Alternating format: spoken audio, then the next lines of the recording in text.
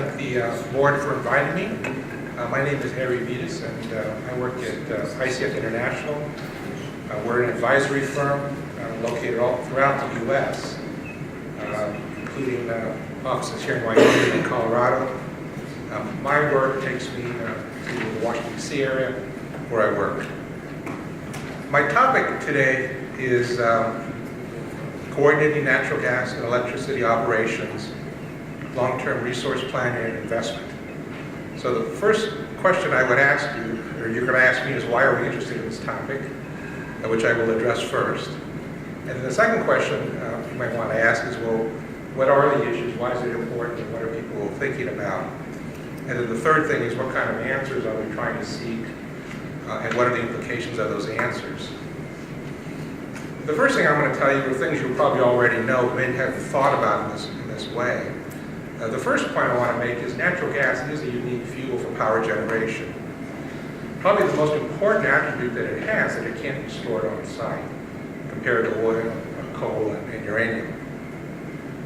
The second thing is that when people procure natural gas, they essentially have to procure it on a real-time basis in the sense of bringing it to the plant as needed. But in the way the natural gas system works, most gas pipeline companies have a nomination cycle that's 4 times a day versus a power generation cycle, which is generally about every 15 minutes or so. The other thing that makes natural gas different for power generators is there is a fairly large market for natural gas in other industries.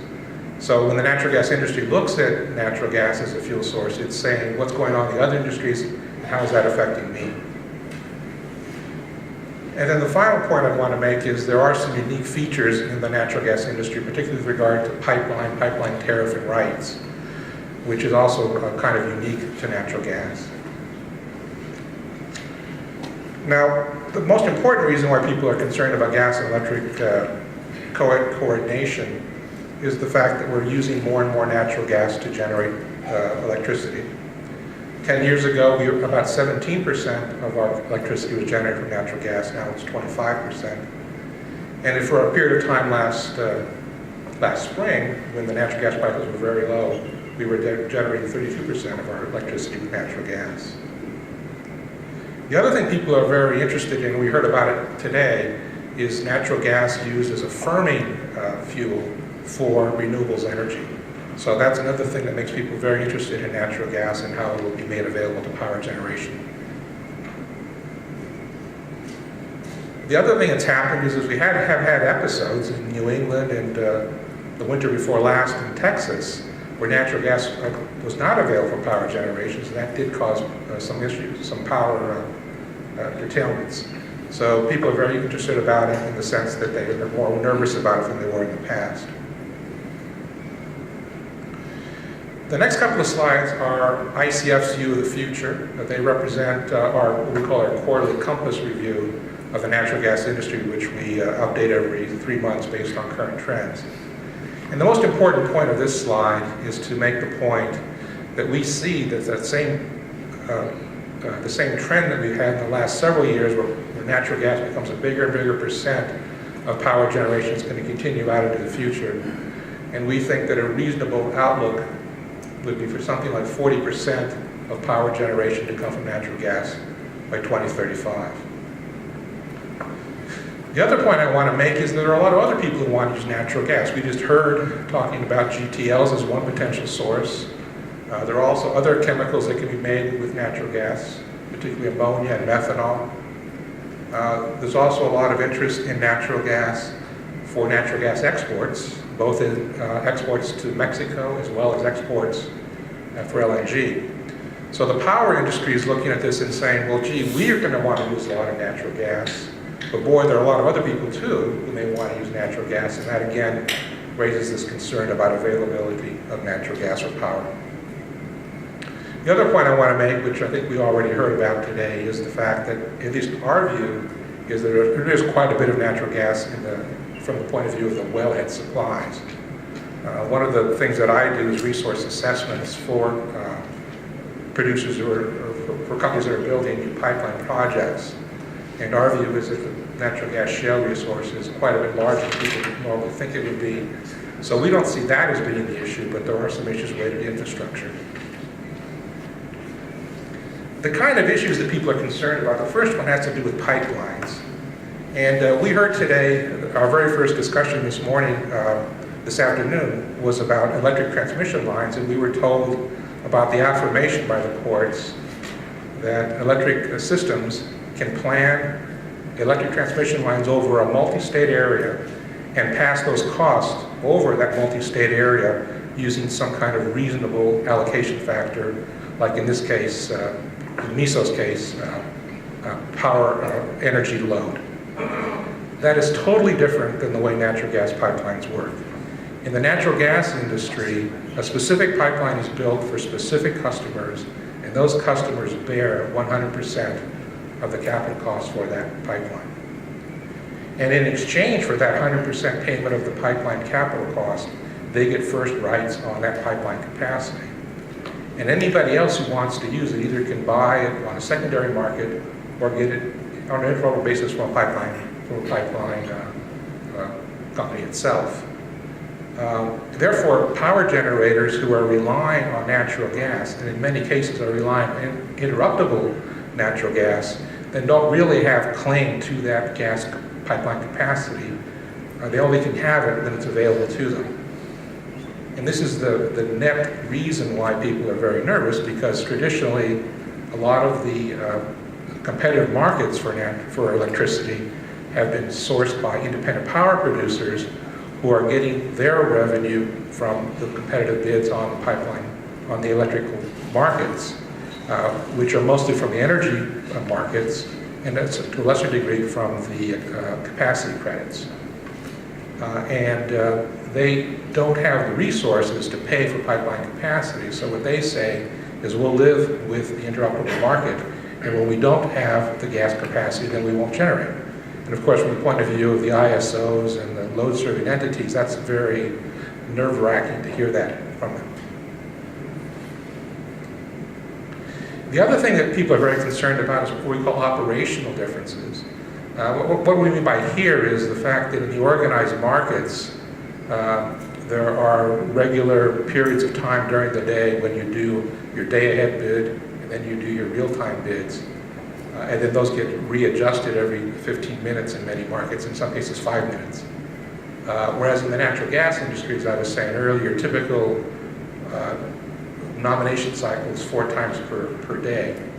So there's this mismatch between how often you can adjust your generation versus how often you can adjust your power, your gas supply. And the other concern is when the nomination cycles start between the two industries as well. The third point I want to make that people are concerned about is this, we call this reliability question. As you know, the power industry talks a lot about reliability and thinks a lot about it and spends a lot of effort trying to measure it and try to plan for it. As you know, there are these regional reliability councils that have been set up throughout the country, and they're doing their analysis according to the NERC standards, the North American Electric Reliability Corporation, as it is now called. And what they do is they go through and look at resource adequacy, which is to say, are there enough generating units out there to supply the load for electricity? Is there enough transmission lines? And they go through a fairly sophisticated statistical measure looking at the loss of, what they call loss of load probability, where they're trying to calculate whether or not more generating capacity is needed or whether or not new electric transmission lines are needed to enable to supply electricity loads. The gas industry is absolutely nothing like this whatsoever. There's no centralized way for people to look at past gas pipeline capacity or how much gas capacity will be needed in the future and how much can be built, with the exception possibly of the work that we do with INGA, which is the Interstate Natural Gas Association of America, where we do these periodic studies, but there's no regional analysis and there's no overriding organization like NERC trying to do this kind of analysis. So the electric industry is saying to the gas industry, you know, we really need to know about reliability we're now going to be using more and more natural gas. We have these very sophisticated ways of trying to measure reliability. Now that we're using natural gas, how do we try to incorporate your system reliability into our estimates of our system reliability? And this was the subject matter of a report that we wrote last year for NERC, which got incorporated into their so-called Phase 2 report this spring. It was trying to look at this issue and how one actually could do those kind of assessments. So what's going on now, as I'm sure many of you know, through a variety of different venues, including these regional FERC conferences, as well as various different studies and various different meetings, is people are posing questions and trying to get those questions answered, or at least try to set up a way of answering those questions. The first question people are asking is there going to be enough natural gas at all? And this is a question of resource base, resource economics, and so on. That's the first question. And then the second question that people are asking is, even if you can convince me there's enough natural gas for all these additional demands, can it be delivered to the users on a timely basis and a reliable basis? And then the third point is, well, do the power plants that are going to rely on the natural gas actually have contractual rights to that capacity? Under what circumstances? Or asking it a different way around is, given the way the situation is evolving, how often will it be that they won't have availability for natural gas? The other kinds of questions people are asking have to do with the scheduling of the gas on a day-to-day basis, and also in terms of scheduling of outages. The industries want to work together and understand each other in terms of these nomination cycles, and also in terms of when different industries schedule maintenance in terms of outages that are needed for typical, in the case of the gas industry, it's usually related to compressor overhauls and the time needed to do that. The other thing people are concerned about is the variability of wellhead supply. We've seen periods when hurricanes have come in and that shut in a certain amount of production. We've also seen situations where it gets extremely cold and wells freeze.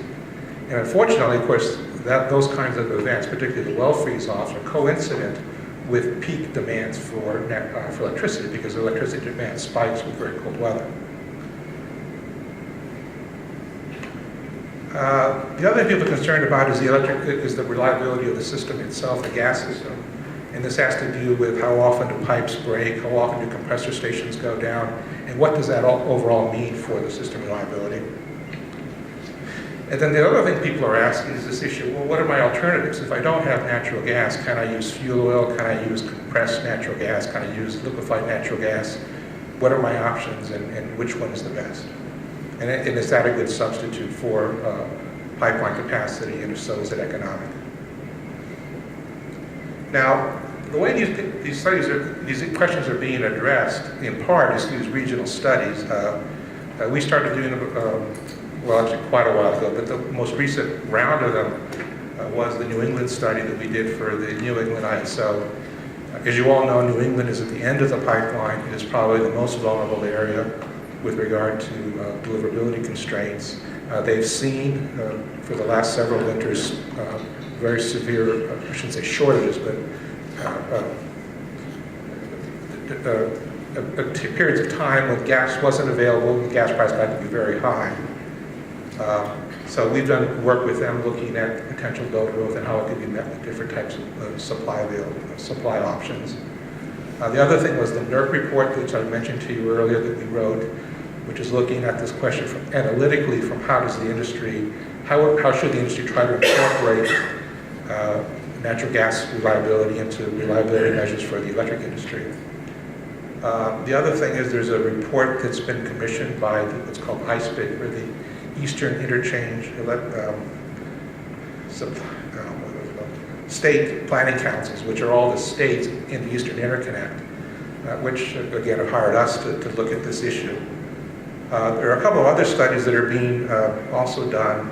The ISOs in New England, which is to say PJM, MISO, New York ISO, and New England ISO and the Ontario ISO, are also going to be commissioning a study to look at some of these issues. And then here in the West, WEEB has also commissioned a study which will begin in the next few weeks, I think, looking at some of these issues there. And then ERCOT, of course, has its own issues, and they've been doing some work as well. So there is a lot of ongoing interest in these issues. What I want to do is just talk a little bit about some of the analytic behind these issues and how they're trying to be addressed. The first issue people are asking about, as I said, is the overall adequacy of natural gas deliverability. And the way we tend to look at it is through what we call these low duration curves, which are very similar to the low duration curves I'm sure you've all seen for the power industry. And essentially what we're looking at in any particular region is how much demand for gas will there be throughout the year. And that's one thing we're looking at. The other thing we're looking at is this issue of pipeline operations. There's a lot of issues of concern related to the variable demands for natural gas caused by intermittent loads, wind energy and solar energy. And the concern is what happens when you get a sudden boost of demand coming on, let's say because of the wind has died down unexpectedly and you need to then ramp up your gas facilities. And what we're doing here is looking at the hydraulic modeling of pipeline systems and seeing at what point that becomes an issue. The other thing that we're looking at is called contingency analysis, which is similar to the same kind of thing done in the electric industry, but we're looking at the different components of the gas pipeline system and trying to figure out what is it that fails, how often does it fail, how severe the failure is. So in conclusion then, here are the points I hope you can take away. Number one is there's a lot of interest in natural gas and electric co-integration, both by industry participants, stakeholders, as well as regulators. The interest is both in terms of what I call day-to-day operations, as well as this long-term reliability. There are several studies underway, including here in the West, to look at these issues. And in terms of what I would say to look out for, the kind of things I would expect, number one is I think the gas industry is very concerned about the long-term image of natural gas and is going to try to address some of these operational issues. And you'll hear more about that in the next few weeks, about some ideas they have. Number two is I think people will start looking at this whole maintenance issue, which I don't think people have focused on enough. It actually turns out to be a fairly significant part of the problem.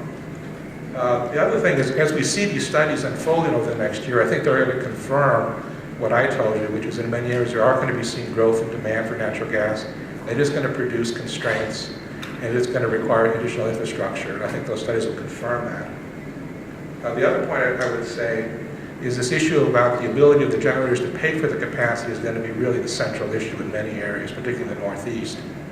And that's going to be, as you can imagine, anything related to cost allocation and cost is going to be a contentious issue.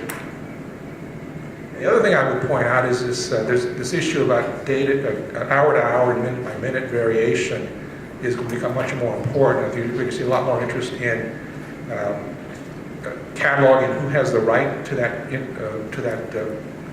swing capacity, who pays for it, how much do you pay will also become an issue. So those are the kind of issues, the things that you'd look out for in the future.